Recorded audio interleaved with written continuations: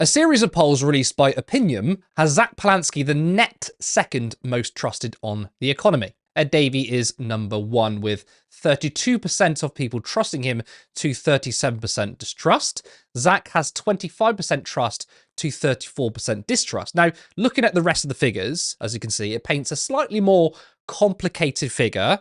Nigel Farage has 34% of the trust, technically putting him ahead of Zack and Davey, but 53% distrust him. So over half of the people do not trust Farage on the economy. That's not a good look for him, but Farage has used this number to push the idea that he is the most trusted. A new poll by Opinion Research finds, I am the most trusted party leader to manage the economy. He's included an infographic where you can see he cynically only included the trust number, and for some reason, not including Ed Davey. He's trying to make it out that it's just him versus Labour and the Tories, with himself well ahead. Now, if he was consistent by only using the trust figure, he'd include Ed Davey behind him and Zack Polanski in front of Starmer. Look, realistically, you can't discount those who distrust you, especially when the poll shows the majority don't trust Farage.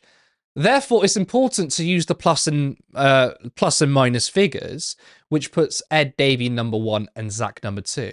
Of course, they have a high amount of don't knows, which means I think there's a lot of space to win people over. But these kinds of polls, if you don't add these caveats, then I think you're pushing a bias and just simply spinning the numbers. But I actually think this is really significant for Zack Polanski. I mean, he's the leader of the Green Party, which the media has created a narrative that, you know, they're radically left-wing and all they're going to do is spend, the bad in the economy, right? You hear this idea that, well, the Greens have nice ideas. They just don't understand how the economy works and they're going to bankrupt us. It's a load of nonsense. So taking all that into account, I think the fact that 25% of people trust him in the economy is a huge achievement. And I honestly didn't think I'd see something like that. Unfortunately, the left are seen as bad on the economy, even though that's massively misguided. Helena, what do you make of these polls? Maybe you disagree with me, but what do you think of the polls and with Zack on 25% of those that trust him? I mean, I think your point there that when you discount people who don't know and you just go by the raw figures of those who gave an affirmative answer to either side of the question, you lead to an incomplete picture of what actually would happen if that was replicated in terms of who somebody would vote for. There's a reason why Nigel Farage has the biggest trust figures and the biggest distrust figures. It's because he has the fewest don't knows, because everyone knows who he is and everyone knows his policy. It doesn't say anything about what would happen when all those don't knows knew more about Zack Polanski or not. But what is important is that people who do have an intimate understanding of politics or are intimately connected to politics show this level of trust for Zack Polanski. That is a good thing, that you can see that that's a good thing. The big question, of course, is when it comes under greater scrutiny, when the Green Party's policies are put to the public in a general election or indeed in a local election setting, when a large portion of the votes that you're going to need to be able to win will come from people who are only tangentially aware with what you are and what you do, that's going to be where the rub will lie. Now, I think it is worth saying that I think the likelihood of those don't know swinging towards distrust is probably pretty high. Not because obviously Zack is bad with the economy, I don't think he is, but what I do think is it's a reality that most people have their opinions shaped by manufactured consent. They'll have their opinion shaped by what the mainstream media do and don't say about Zack Polanski. And just like anybody on the left, he'll get open to the same smears with Jeremy Corbyn, all this, you can't trust the left with the economy, even though historically the worst governments we've had for managing the economy have always been Conservative governments or Labour parties that have been masquerading as Conservative governments. So regardless of the veracity of the claim about the left being worse on the economy, that tends to be what's the zeitgeist opinion. So I think that we probably will see Zack Polanski's trust and distrust tend towards distrust more when he is a better known political figure. But the fact that the sensible adults in the room, like Keir Starmer, are shown as being poor with the economy, likewise with the Conservative Party as well, what this definitely does say about the whole political apparatus is there is a giant distrust in the political consensus, a huge amount of distrust for the mainstream parties of government, like the ones that are seen as the natural parties of government, the big two of Labour and the Conservatives. And what this will tell you, you cannot deny, is a rejection of the neoliberal consensus that's been a part of those two parties' politics for the past 46 years. That's what you can definitely take from this, is people are sick of the status quo. They're sick of the way in which the economy is rigged for certain people and not others, and they want to reject a political class that refuses to actually change that.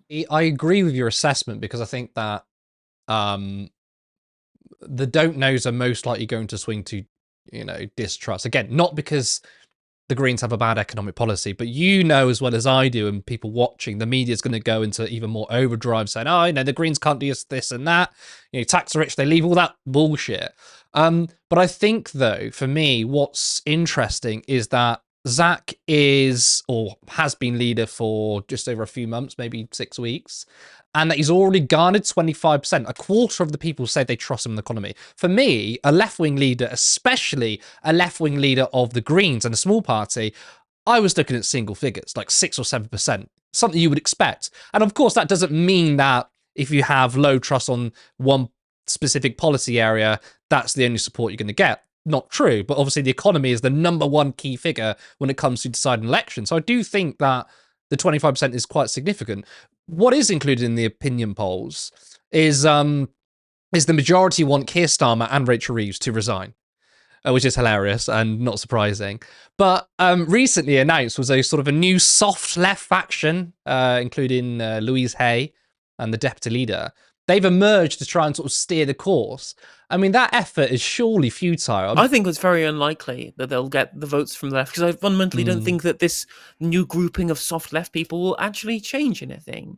Because when you understand the reality of what's happened to get Keir Starmer to this position, everyone should go read Paul Holden's book, The Fraud, about that, so that we can have a fuller understanding of how there was an entire establishment coup at the top of the Labour Party to put Sir Keir Starmer, KC, former member of the Trilateral Commission, human rights lawyer, and darling of the adults in the room, grown-up, sensible wing of the politics in this country, that they deliberately tried to lie to the membership. They took donations to Labour Together that weren't reported on, even though they were told that they should be reporting these things at the time, to try and excise left-wing politics from the Labour Party and put this hard right faction in control. And that's a lot of work, that's a lot of bridges burnt, that's a lot of people, or as they described them to a journalist, fleas that they've had to shake off to get to this position in the first place. These people aren't given up without a fight. The people who have the dictatorial control of the internal party Labour processes, the people within the Politburo at the top of the Labour Party, from McSweeney and Reeves and McFadden and all that lot, they've gone through what they would describe probably as hell and high water to be able to have their hands on the levers of power within Labour and to do what they believe is the things that is necessary for Labour to be in power for the interests of both them and their backers. The reality, of course, means that regardless of how badly Labour do, because Keir Starmer's desperate to be Prime Minister, it's what he always wanted, is his dream come to life, and Morgan McSweeney's always wanted to have his hands on the Labour Party machinations, regardless of whether or not that means Farage as Prime Minister in 2029, regardless that means Labour councils getting wiped out in May's local elections, regardless whether that means that Labour move into third place in both Holyrood and in the Senedd in Wales, that doesn't matter, because it's the control over the internal workings of the Labour Party that matters to these people, and not the policy apparatus, not the broader utility for what happens with the country, because these are people who are fundamentally interested only in power. They're not interested in the social good on building a better country. They're there because they want to be the ones at the top and for no other reason.